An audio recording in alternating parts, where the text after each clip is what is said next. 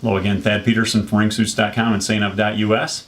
I just want to take this opportunity to explain and show you some of the differences between a standard style bite suit and a kimono style bite suit.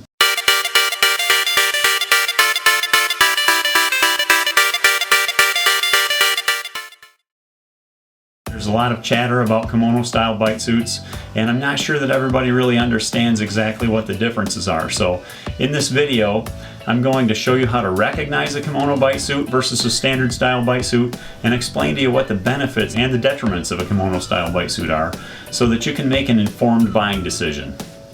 Over here you see an example of a kimono style bite suit jacket.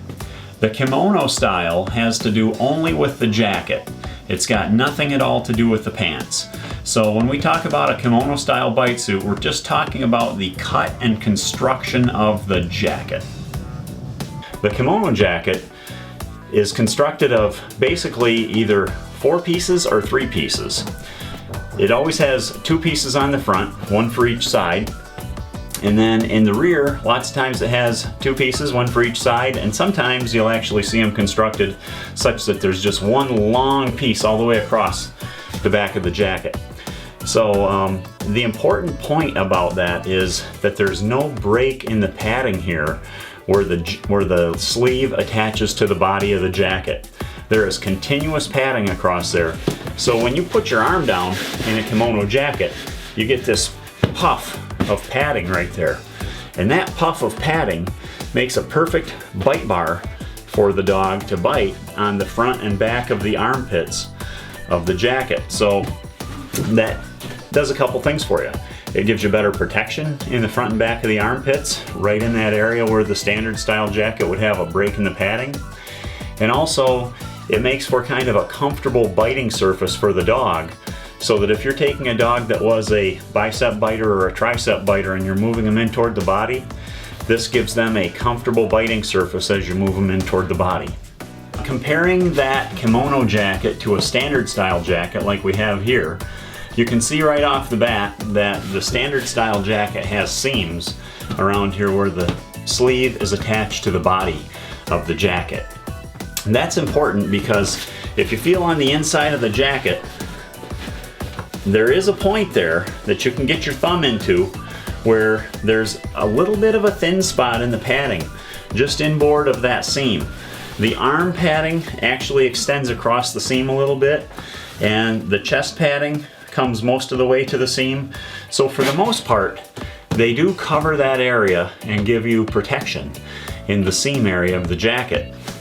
But there is a little bit of a weak spot there. If you really pinch around on it, you can find where there's a little bit of a weak spot in there. So if you're bringing up dogs that were bicep or tricep biters and you're moving them toward the body, it's very possible that every once in a while you're going to get a little bit of an extra pinch there, or a lot of an extra pinch possibly, when they get into that thin spot right there. And same thing if we look at the back. A Seynaeve jacket has a dual expansion back piece, which means that the outer part of the padding is split here, where you've got this folded over part. I forget what you call that right now. And then the inner padding is actually split in the center. So there is no area on the back of this jacket like there were with some of the old Demonets back in the day that had back expansion, where they would actually have a dead spot right in here where a lot of the dogs would bite if you brought them up the tricep and into the back, and you would have no padding sometimes. These Seynaeve jackets, they don't have an area like that where there's no padding.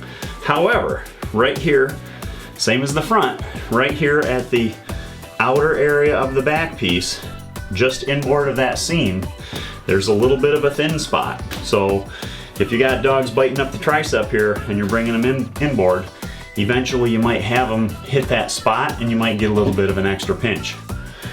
So the trade-off between the two types of jackets is basically the kimono jacket has a more consistent level of protection across that seam area where the arm attaches to the body, front and back. But at the same time, you definitely give up something in terms of shoulder mobility with a kimono style jacket. The kimono style jacket, with all that extra material in the area of the shoulder, it kind of resists your movement a little bit, at least until you get it really well broken in. If you have a lot of dogs biting that area, front and back of the shoulder area, the arm seam area there where the arm attaches to the body, then you're going to get that kimono jacket broken in, and you're going to pick up a lot of shoulder mobility over the long term.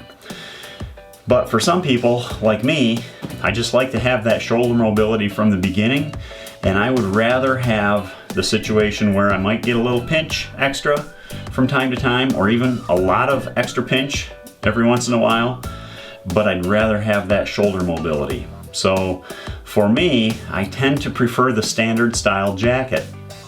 Some people really like a kimono jacket, and that's perfect, you know, that's why we offer them. So I just want to make sure that everybody has a full understanding of what the differences are so that they can make an informed buying decision.